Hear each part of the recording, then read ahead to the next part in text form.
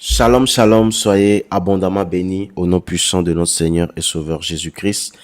Bienvenue à la haute école des sciences prophétiques. Dans cette vidéo, nous poursuivons notre module numéro 1, l'appel prophétique, et nous nous concentrons plus sur le chapitre 17, la maturité émotionnelle et spirituelle du prophète. Nous parlerons entre autres de la maturité émotionnelle, c'est-à-dire la stabilité du cœur. Ensuite, nous parlerons de la maturité spirituelle, la profondeur et le discernement dans la foi. Nous parlerons des signes de l'immaturité prophétique. Et pour terminer, nous aborderons comment développer la maturité. Le prophète n'est pas simplement un canal de révélation, mais le prophète est d'abord un humain sensible. Le prophète, avant d'être un homme de Dieu, est un homme tout court. Et il est soumis aussi aux émotions, il est soumis aussi aux tensions, il est soumis aussi aux contradictions intérieures. Donc, pour être un instrument fiable dans les mains de Dieu, le prophète de Dieu doit atteindre une maturité émotionnelle et spirituelle. Et c'est cela qui va l'empêcher d'agir par impulsion, par blessure ou par orgueil. Le prophète qui a un songe, qu'il raconte ce songe. Et celui qui a ma parole révélée, qu'il dise fidèlement ma parole. C'est ce que Dieu dit dans Jérémie 23, verset 28. Mais avant de faire preuve de cette fidélité dans le ministère prophétique, le prophète doit d'or développer la maturité. Nous parlerons d'abord de la maturité émotionnelle, c'est-à-dire la stabilité du cœur. Qu'est-ce que c'est?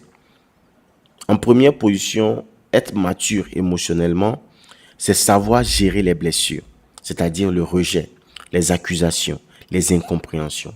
Il y aura toujours ces choses sur le chemin du prophète. Des gens vont te rejeter pour rien. Les gens vont t'accuser pour rien. Des fois, les gens ne vont pas te comprendre tout à l'heure. Mais en tant que prophète, tu ne dois pas réagir par vengeance. Tu ne dois pas réagir par colère.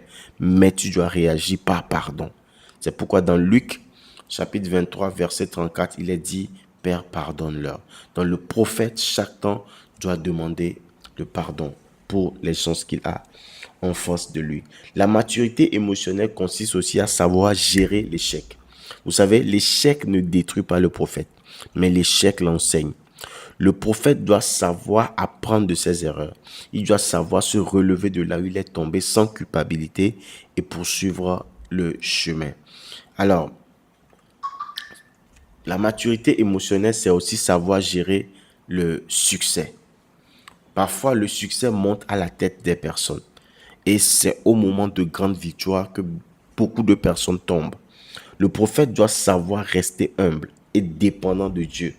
Même lorsque de grands miracles, de grands témoignages se produiront, il ne doit pas s'enorgueillir. Il doit rester humble et savoir gérer le succès.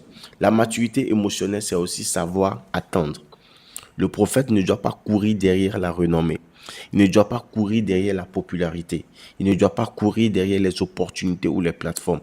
Mais il doit apprendre à attendre Dieu. Il doit apprendre à attendre le bon moment.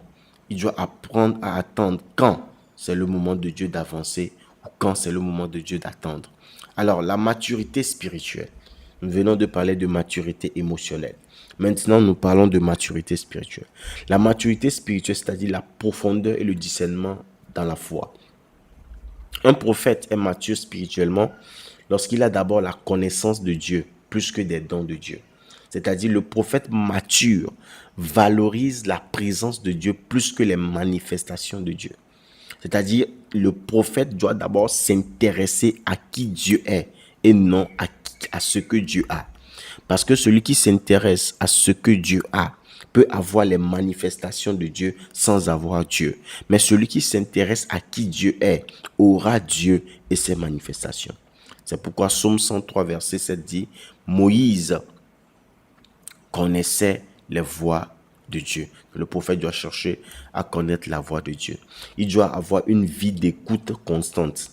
Lorsqu'on dit le prophète doit avoir une vie d'écoute constante, ce n'est pas seulement rester à l'écoute de Dieu pour recevoir un message pour les âmes. Non. Le prophète ne doit pas seulement aller écouter Dieu pour recevoir un message pour les âmes. Non, non, non, non. Il doit écouter Dieu pour lui-même, sa propre vie. Il doit être un ami de Dieu.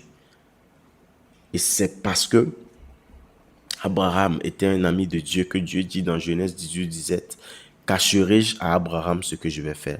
Si tu ne veux pas que Dieu te cache des choses, si tu veux continuellement avoir des révélations, il te faudra faire quoi alors?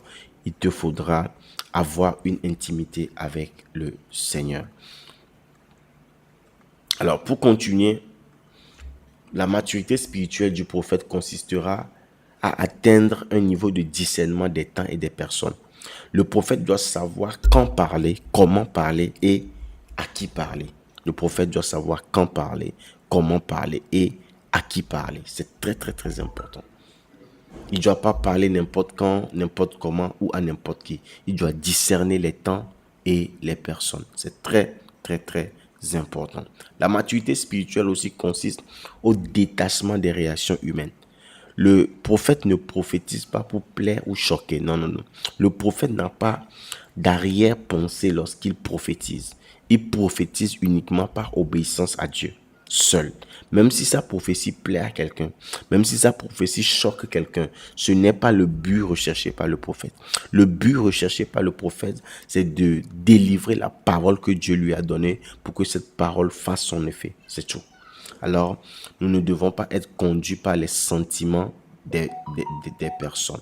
Alors, quels sont les signes de l'immaturité prophétique? Premier signe, les réactions impulsives. Un prophète immature se met vite en colère, accuse au moindre dérapage.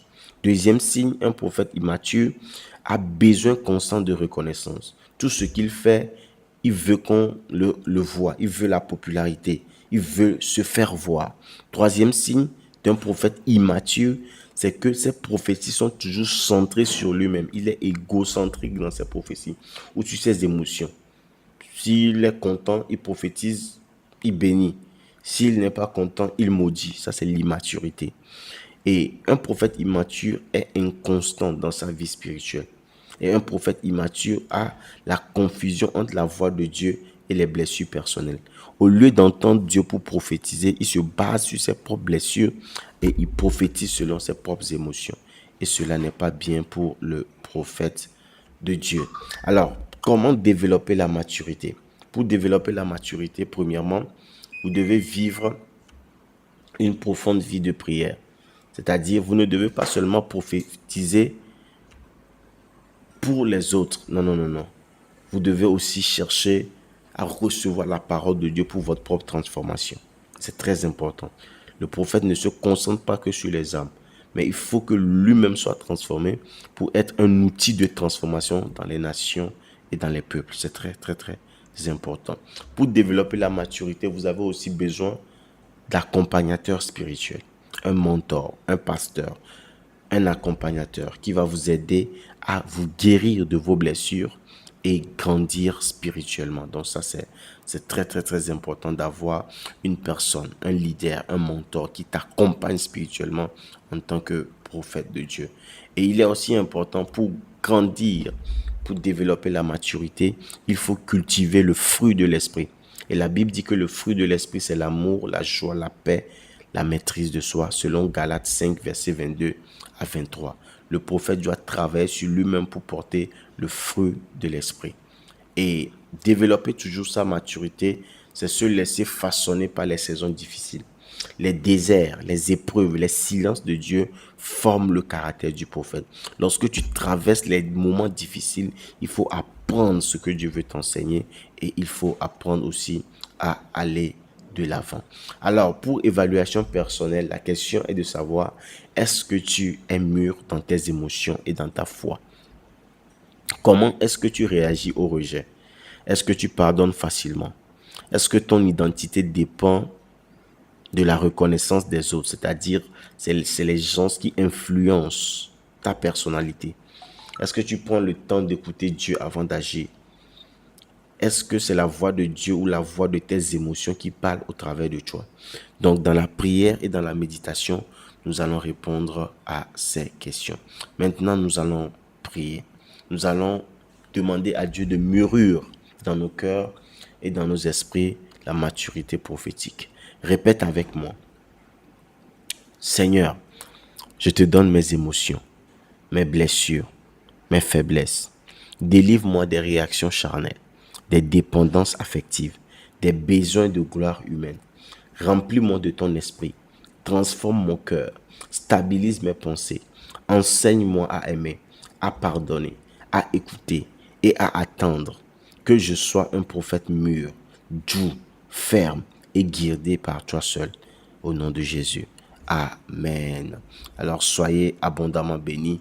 C'était la haute école des sciences prophétiques avec le docteur Bernard Hanouman. Dans une prochaine vidéo, nous allons parler du prophète et du combat spirituel. D'ici là, portez-vous bien et que la grâce de Dieu abonde dans vos vies. Amen.